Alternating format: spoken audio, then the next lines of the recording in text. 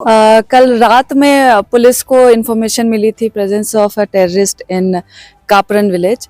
तो early morning 34 RR police और 178 battalion CRPF के फोर्स ने कॉर्डन लगाया और वहाँ पे सुबह 6 बजे के अराउंड फायरिंग शुरू हो गई।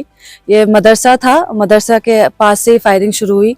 तो वहाँ पे एक जैश का मिलिटेंट हनीस @ कामरान भाई, वो वहाँ पे न्यूट्रलाइज हुआ है आज कापरन के विलेज में। मैम, चौधरी गुंड से 6 या 7 किलोमीटर के डिस्टेंस पे ये वाक़ा जहाँ पे वो गुरु कृष्ण भट्ट को मारा गया था, तो आपको लग रहा है कि इस फॉरेनर का उसमें हाथ था या नज़दीक देखा जाएगा? नहीं, अब चौधरी गुंड के इंसिडेंट में हमें कुछ लीड मिली है। ये जैश का है, वो लश्कर का काम था, तो इसका इन्वॉल्वमेंट उसमें नहीं था। पर हम लोग श्योर है कि ये कुछ ना कुछ इंसिडेंट करने के लिए ही आया होगा यहाँ पे।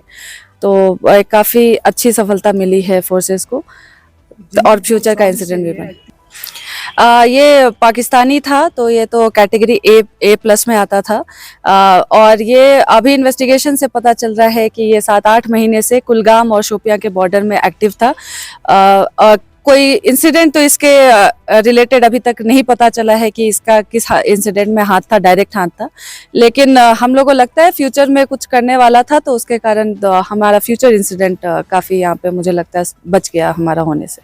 ये ऑब्वियसली बहुत बड़ी कामयाबी है हमारे लिए, क्योंकि हम लोग को बहुत दिन से इंट मिल रहे हैं फिदाइन के या सिक्योरिटी फोर्सेस पे अटैक के, पंडित पे अटैक के। तो ऐसे जब पाकिस्तानी टेररिस्ट यहाँ पे न्यूट्रलाइज होंगे, तो उसके कारण ऑब्वियसली काफ़ी इंसिडेंट्स बचेंगे और फ्यूचर में हम लोग को मोरल भी हाई होता है इससे कि हम लोग इंसिडेंट बचा पाए। रिकवरी हुई है एक AK-56, AK-74 और 4 मैगजीन्स।